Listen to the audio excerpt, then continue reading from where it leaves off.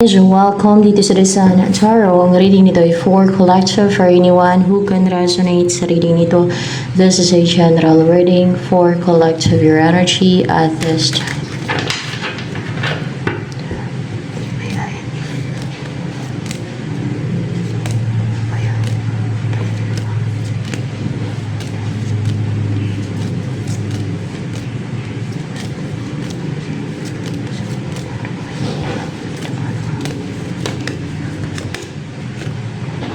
You're stable, secured, or a-attend ka ng kasalan, or ikaw to mismo ikakasal, or kung wala pang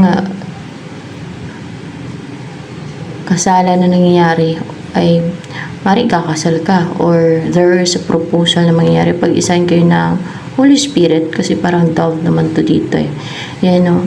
At magkaroon ng stability sa inyo ng person mo, kung meron pang person. Or else, pwede din na stable ka lang ngayon and secured. Or maybe you're in a stable relationship, or stable ka lang talaga, no? Na stable on your own, pwedeng ganun. Or may kasala na mangyayari, kakasal ka, or mag-attend ka ng celebration, kasalan, in a celebration. Also the 4 of Wands here. Just card. May namaalam na sa'yo guys. So, may umalis na namimisti sa'yo.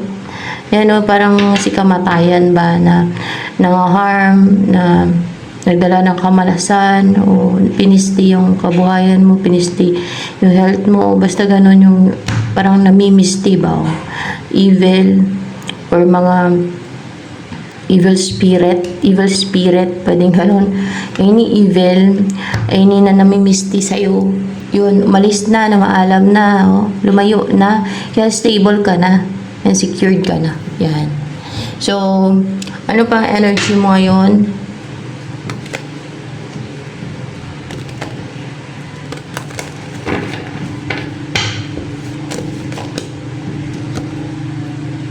You're ready for this? Ready ka na sa nakatakdang oras? Sa tamang oras? And merong mata, no? Parang ufanim ba, no? Merong anghel na nagbabantay sa iyo. Dahil parang mata yan siya, mga mata, puro mata na anghel. Yung ganon. Na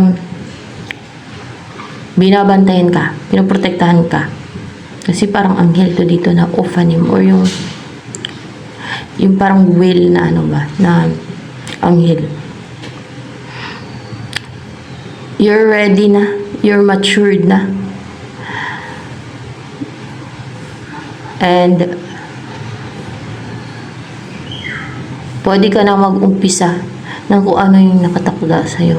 No? Kung ano yung nakatakdang oras o nakalaan ng oras na to. Sa tamang oras na to. Ayan. So, ano pa ang embody mo energy ngayon? The Mother. You are secured talaga. Yan o, number 4. And stable. Komportable ka ngayon kasi the Mother, no? And you are a marriage material kasi the Mother to. Parang Empress din to eh. Simple and pure and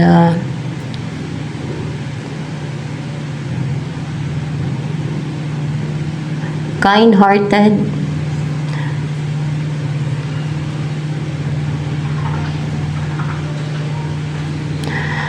And clear and sharp yung mind mo, full of courage. Pikita yun sa mga mata mo kung gaano courageous.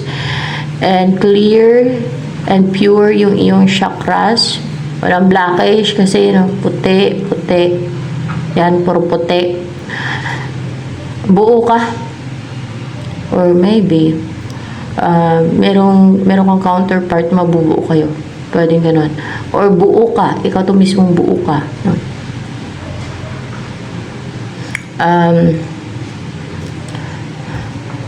Ano tong hawak na to ng dragon dyan? Sumisimulo ng ano yan? See? Para bang meron kang counterpart. Parang dalawa yan eh. Feminine and masculine. Parang ganun. Basta dalawang pinagsama. Or you're ready for that na pagsamahin kayong dalawa ng maging partner mo. Or else ay ikaw mismo yun na buo ka. Parang hindi ka na half-half. No? Buo ka. Yan. And both may feminine and masculine. And maliwanag yung aura mo. Parang lumiliwanag. Light. Hindi siya apoy yung color. But puti siya. No? Pure. Yan. Ayun. Uy, may maliit na ano. Langgam.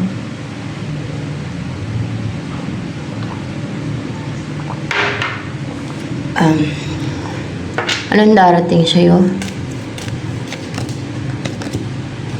Message. Or may mag-travel papunta sa'yo. Pwede ding atake yan. O message. Ano to 8 of Wands na to? Na darating sa'yo. Ay, offer guys. Cup of love. Oh? Wish mo to, winish mo, gustong gusto mo to. Yung darating na to na message o offer o may mag-reach out sa'yo. Yan. Sino yung mag-send ng message or sino yung contact sa'yo, mag-offer ng cup of love na yan. Siya offer sa'yo. Si Six of Swords na pinili niya yung mamuhay ng tahimik, yung may peace of mind siya, yung peaceful isipan niya, yung mag-heal siya. Pinili niya yung katahimikan, yung umiwas, yung ganun ang energy niya. O ganun ang gusto niyang buhay, umiiwas sa kaguluhan. So, nagbibigay sa kanya ng problema, at stress, anxiety, ganun ba? Gusto niya tahimik na buhay, yan. Anong intention sa'yo ng 8 of Wands na yan, maliban dyan sa mag-offer ng cup of love? Ang mag-take ng risk sa'yo. Ang mag-take ng a leap of faith. To start a journey with you. Ano ang gusto sabihin sa'yo? Ni 8 of Wands na yan, yung mag-message sa'yo, yung mag-offer ng cup of love.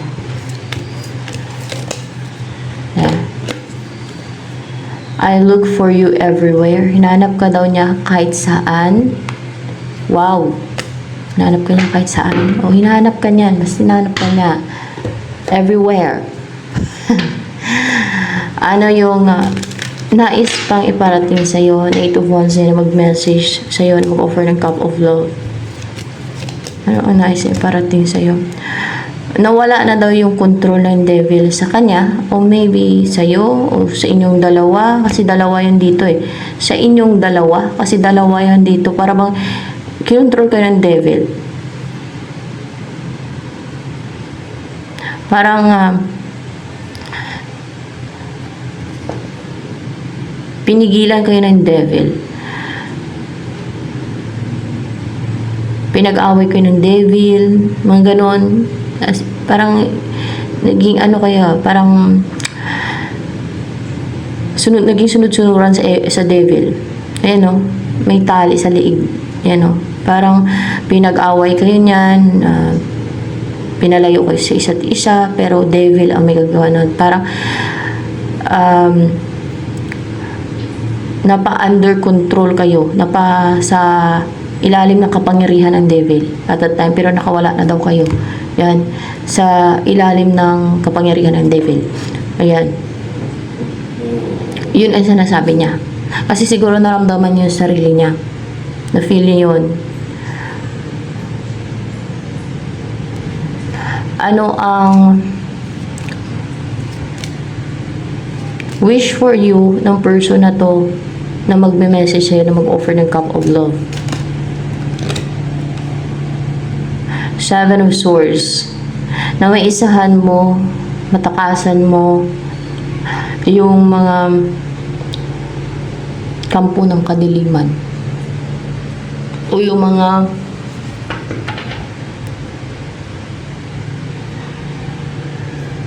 gumagawa ng scheme and deceit sa'yo. Yes, yung mga gumagawa ng scheme and deceit sa'yo.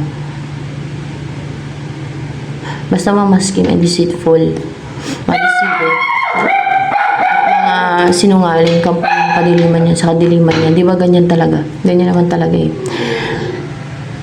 Oh, mga kampo ng kadiliman. So yan. Malusutan mo sila.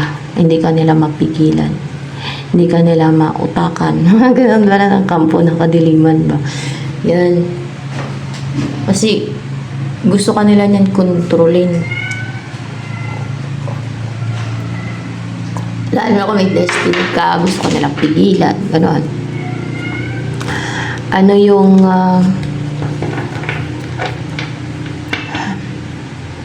nafe-feel ngayon nitong person na to na si 8 of Wands na mag-offer ng cup of love sa'yo? Anong nafe-feel niya sa'yo ngayon? Anong nafe-feel niya?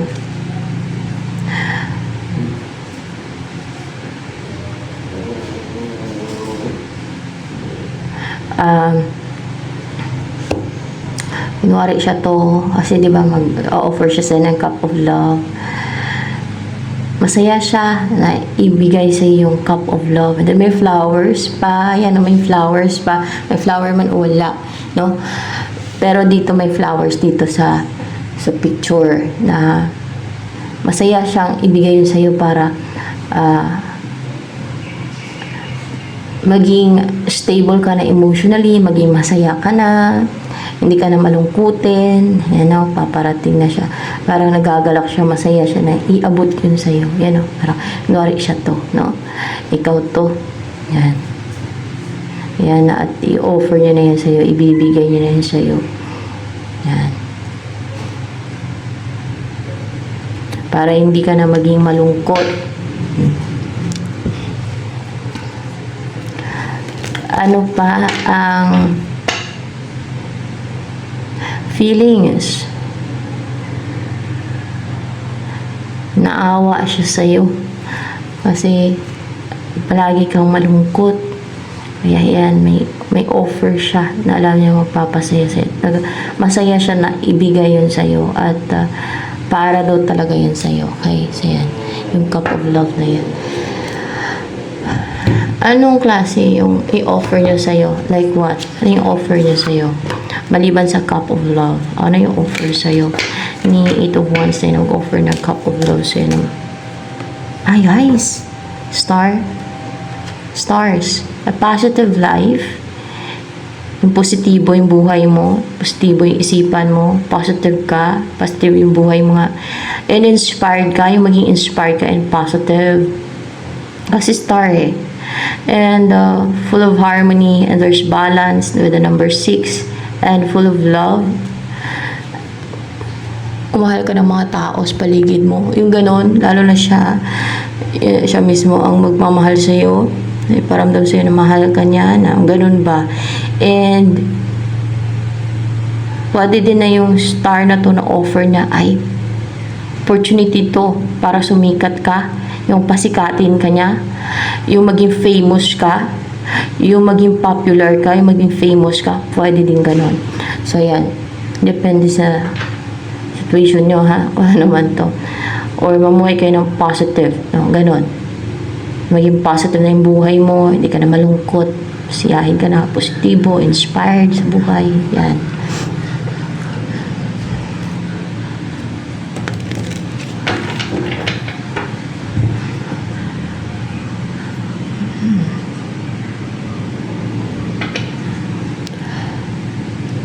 Ano ang nagustuhan sa'yo? Dito ako kuha. Ni 8 of Wands na yan na mag-offer ng cup of love sa'yo. Ano nagustuhan niya sa'yo? The Father, you're brave, you're strong, You're secured.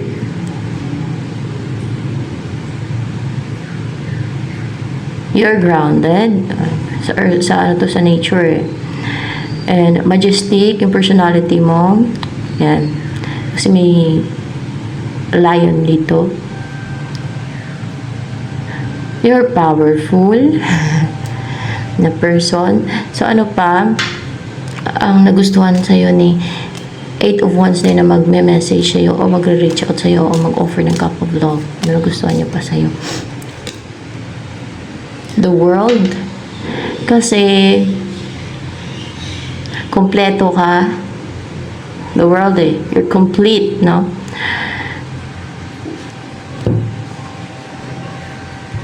Wala nang ibang hahanapin pa.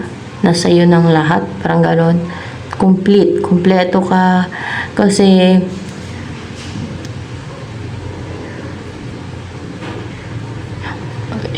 ikaw ang kumukumpleto sa kanya, ikaw ay ang magpapakumpleto sa kanya, kasi ikaw ang mundo niya, either din sa mga nabanggit ko, o sa'yo umiikot ang mundo niya, and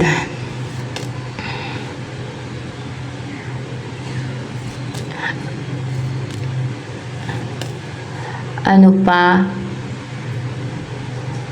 na pag wala ka sa buhay niya, ay kulang siya. Parang gano'n. Ikaw ang kukumpleto sa kanya or sa'yo umiikot ang mundo niya. Pwede din gano'n. Ano yung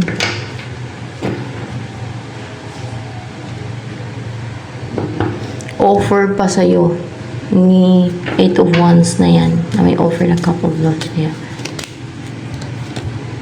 Ship. Yung mamangka kayo, sakay kayo ng barko, o mahuli ka ng isda sa dagat. Ganon. Or pwede din sasakay ng any type of sasakyan pandagat. Pwede din cruise ship, barko, barge, ano pa. Flatboat. Palagi kayo mamasyal sa lawod, sa laot, sa dagat. O kaya ay sa ilog lang, no? Pwede din naman. Sa bodies of water. Any body of water. Ano kaya maging buhay mo kasama sa 8 of Wands na mag-offer sa'yo ng cup of love? Ay, payaman. Yung past na tatahakin, may payaman, maliwanag, may successful ka, positive, wealthy, may mga mai-build ka, may pundar ka ng mga property niyan, master builder na number. Maging wealthy ka at masigla, masiyahin, positive yung buhay mo, hindi negative. May enjoy mo yung buhay. Na mayaman pati. Wow. Ano yung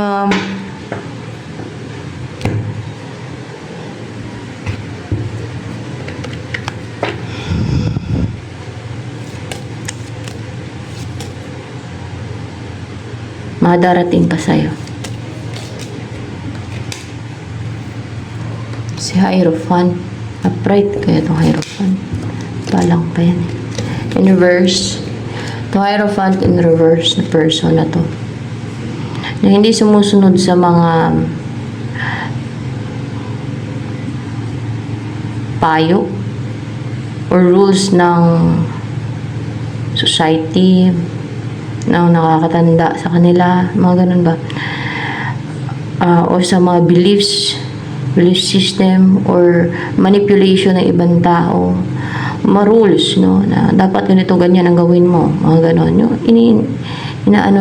ini-impose na rules, no, ng pwedeng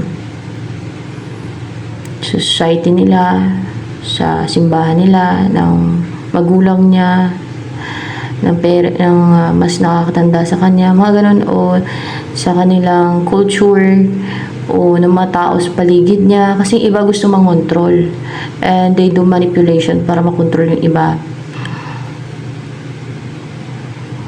Di ba may mga ganyan, lalo yung mga psychopath, Ikot-ikotin ka naman psychopath. Ganyan naman psychopath. Proud pa yan sila. Pero, hindi yan sila kagaya ko na bulgar ha. Ang mga psychopath, mahilig mag-pretend yan. Hindi kagaya ko na prangka. No? Ang mga taong psychopath at may mga disorder, mga ano yan sila, mahilig mag-wear ng mask. Nagpipretend, nagkukunwaring kaibigan, na parang pangiti-ngiti kung may sarapan mo. Ganyan yan sila. They hide their real face, their real personality.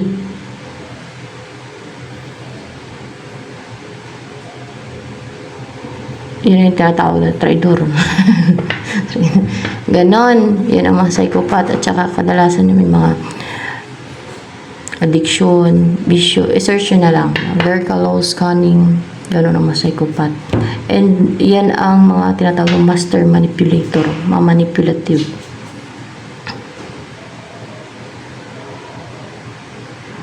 Number uno, manipulative yung yan. At pathological liars kung tawagin. You keep lying.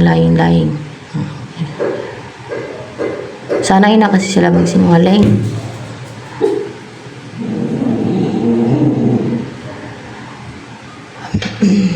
So, ganun guys. At ang kanila magawa ay mga evil, kadalasan. Talagang for their selfish purposes. Mga ganun.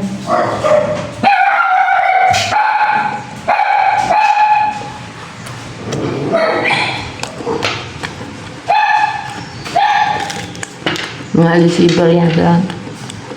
Mga napakasama ng mga psychopath na yan. Ayan.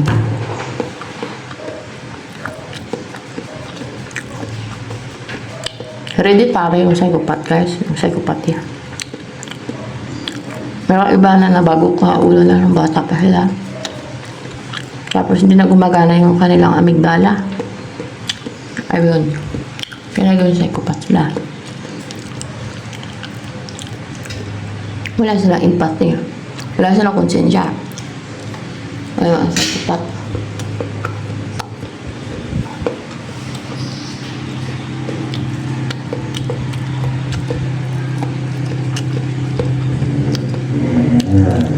Pero sila din ang magdurusa. Lalo after life kasi impyerno ang kabagsakan ng mga psychopath. Dahil evil yun sila. Suma yun sila. Ganun ang nangyayari. Yun ang number one kay evil doer, mga psychopath na yun. Sociopath, psychopath, ang ganyan na tao. Guidance for you.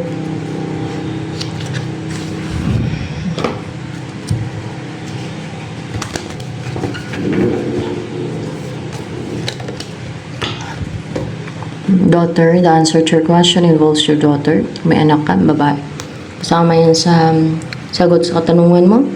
Or else, kung wala pa pag nagkaroon ka ng anak na babae, yan na yung sagot sa katanungan mo. Ano pa yung guidance for you? May blessing na paparating sa'yo. A new beginning, new love, new relationship. Yan na yun. May mag-offer ng cup of love sa'yo. So, yan.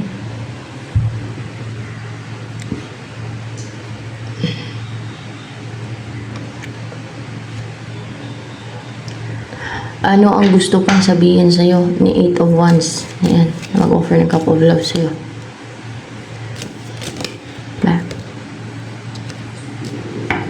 Hanged woman. What's with a hanged woman here? Kaya daw nag-antay. Parang nag-antay kayo. Or nag-antay ka. Parang kayong dalawa nag-antay. No? Hindi kayo nakabuo ng pamilya agad kasi na-stagnant. Stagnant yung connection nyo para natali. O maybe nahanged siya. Yan, siya ang nahang, or both of you. Ayan. Ano yung message for you from the heavenly realm? Heavenly realm. See. Emperor.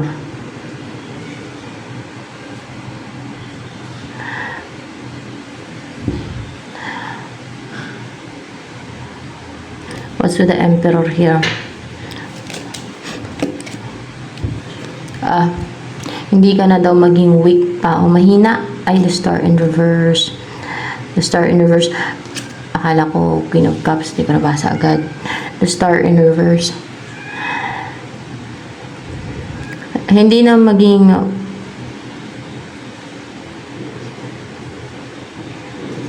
positive yung result ng mga panghaharang na ginagawa nila sa iyo, no? Kasi merong goat dito, 'di ba? Yung goat, hindi siya mapigilan, no? Na mga challenges, hindi siya nagpapatinag sa mga challenges, no? O sa mga yung mahirap na daanan niya paakyat sa bundok, 'di ba? Kahit na ang daanan ay napakahirap akyatin. Ganun ang mga goat, no? Parang challenge pa nga sila, parang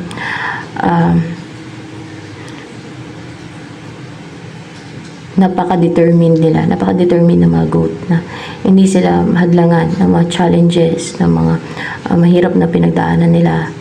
So maybe you are this like right now, no, na emperor ka na hindi ka na daw mapigilan, hindi ka na maharangan, hindi ka na mapatigil. At maging hopeless lang ang mga gustong pumigil sa iyo. Yan. Maging napaka-strong mo na personality mo, strong na yung mind mo, hindi ka na mag-give up. Or maybe ito sa person mo, na kung gusto na harangan, pigilan, napaka-strong na ni person mo, or both of you, ng person mo, na maging hopeless lang yung mga gustong humaharang o pumigil sa inyo. Yan. So, ano pa ang guidance sa heavenly realm sa'yo? See. Ten of Swords. May tinamaan ng araw daw. May nasaktan. What's with the Ten of Swords here? May nasaktan. Eight of Pentacles. Yung patuloy na nagput ng hard work, effort. Parang isang pamilya to na talagang tuloy-tuloy yung ginagawa nila. Ang sipag nilang gawin to. Ano ba tong Eight of Pentacles na to? Ano yan sila? Mga defensive na mga tao. Ayan daw at nasasaktan sila. Bakit naging Ten of Swords?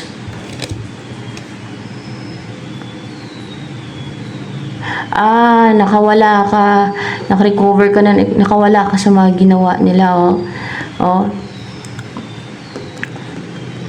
Yung mga ginawa nila sa'yo na parang pinastuck ka nila, bumalik sa kanila. Yun sa kanila natusok yan. See? Binalik ng heavenly realm sa kanila. Yan.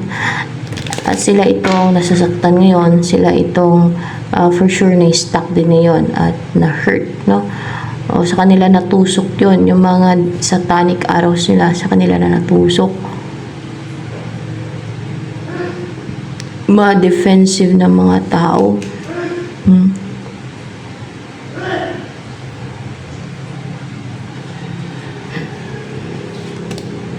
Ano pa ang guidance sa'yo ng heavenly realm?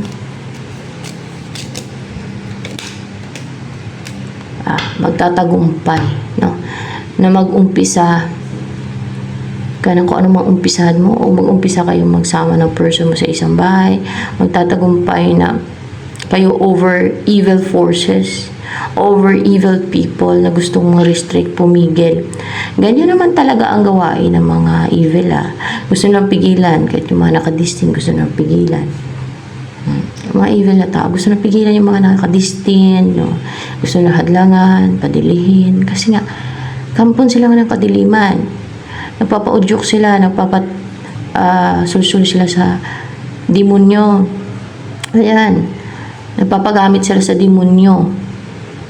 Pinapaira nila yung inggit, pagiging gahaman. Yan. Ang ending, pag namatay sila, na impyerno.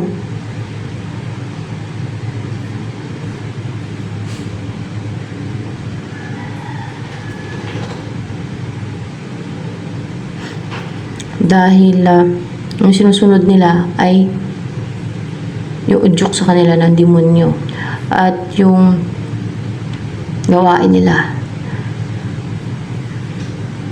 ay kasamaan. Pinili nila ang kasamaan.